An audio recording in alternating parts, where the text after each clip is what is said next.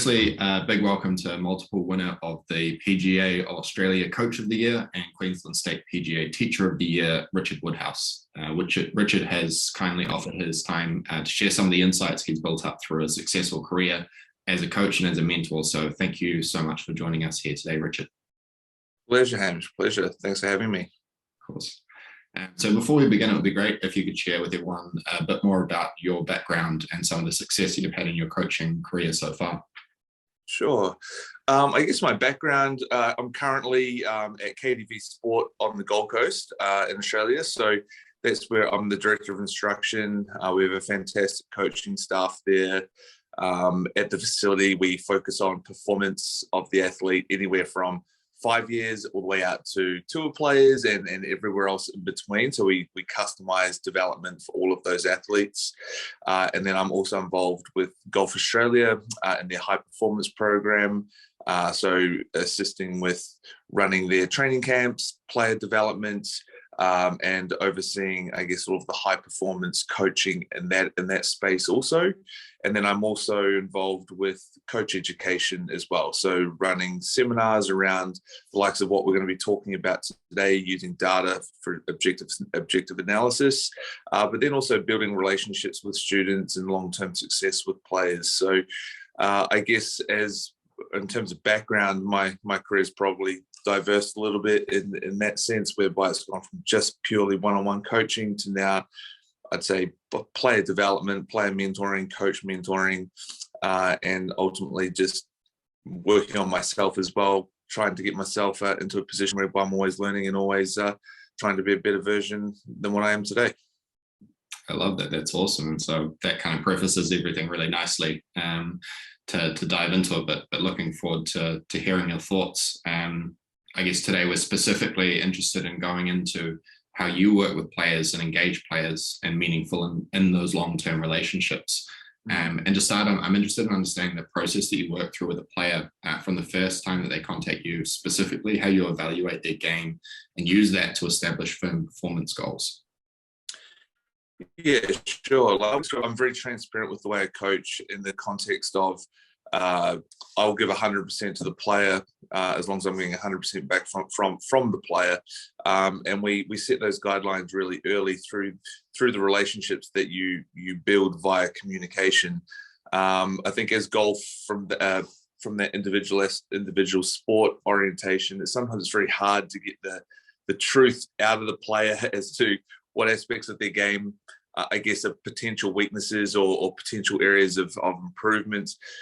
So building platforms whereby we use data through circles, we do assessments on course, assessments in the learning studio. We try to create this benchmark and this picture of where the player is currently, and then set realistic expectations around what we can achieve from both a coaching and performance standpoint, given the time periods that we're both going to be looking at.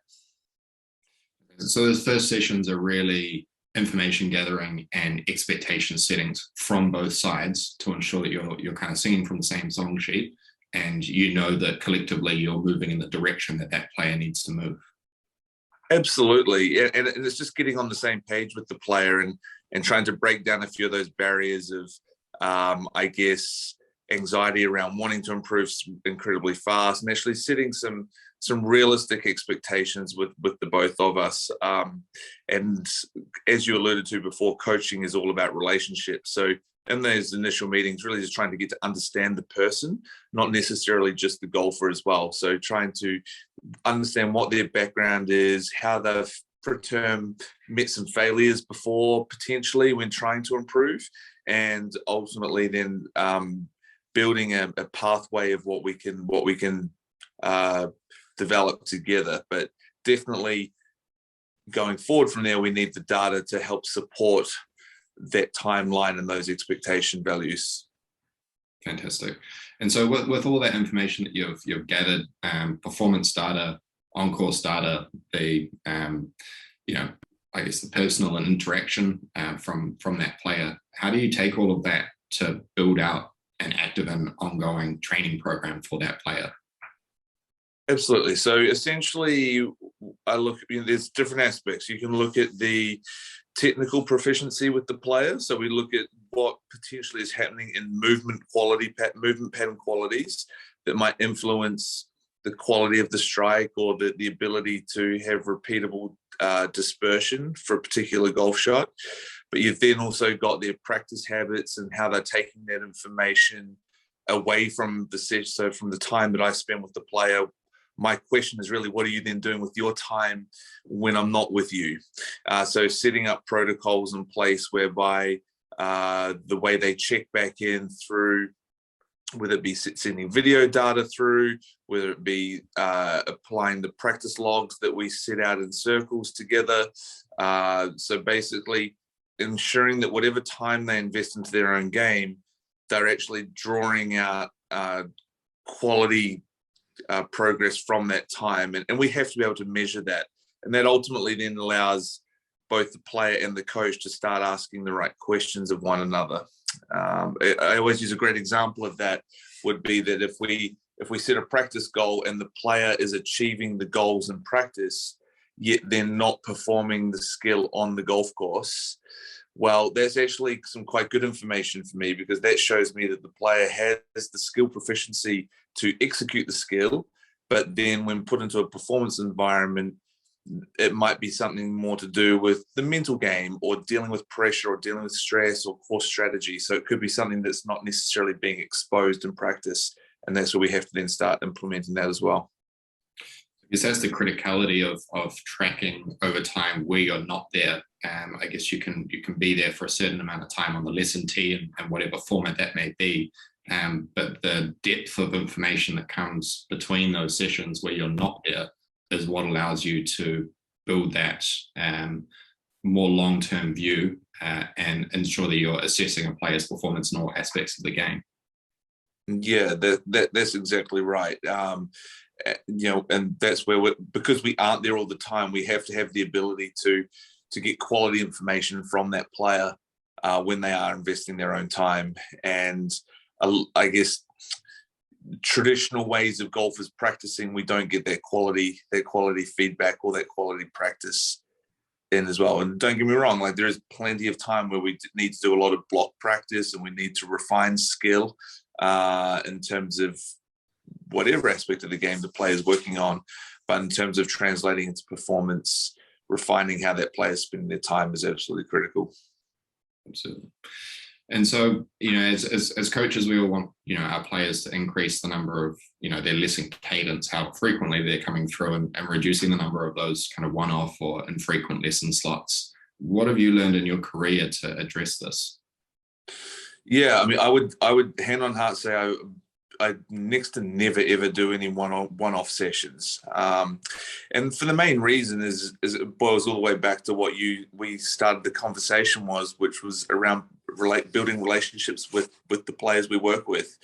I think there's not really many sports out there where you just go for one piece of information and then not see your coach again. So I really tried to educate the players to understand that coaching is very much it's a two-way relationship. So whenever the player comes in for a session with me, I use a bit of an analogy of there's always two coaches and one student in the room. Okay, so basically I've the role of the coach, the student is the student, but they also have the role as a coach as well. And what I'm trying to say there is that I'm trying to get the player to actually have the ability to self-coach when I'm not there. So it's not, they don't run into a state of panic when we're not there when they're training on the range. That being said, I always give them the reassurance that my feedback is going to be there for them 24/7, and understanding that golf is every golfer or every player is on their own journey of development. We all develop at different rates. We all have different skill sets that are beneficial to us and areas that need to be worked on. And being consistent with the way we deliver, the way we communicate, builds out the ongoing coaching platform. And very rarely do I even just call them lessons as well, in the sense whereby I want every session to be interactive, and one coaching session flows into the next coaching session. I think there's a little bit of an old stigma around golf coaching whereby it's come in for a lesson, okay, that's fixed, move on, don't see your coach again for several weeks or months, come back in when there's another problem or when something needs to be fixed. And I'd always say, like, the players, we don't fix things. The player's not broken. The player probably just has a misunderstanding or lack of clarity, and it's our job to build that clarity back in and give them strategy to whereby when they're on their own, they can self-diagnose, bounce feedback back to the coach, practice effectively, and once you have that relationship with the player, they're going to be wanting to come and see you. Coaching's about enjoying the time with the person and being part of their success or their development towards success going forward. So it kind of sounds like everything that you do is about knowledge transfer, not only in the swing or in different elements of the golf, but how they can continue to understand and assess their game, provide you with the information you need to help support them, as well as the information that they need to be able to improve wherever they might be in tournament play, in practice, or on the lesson tee as well.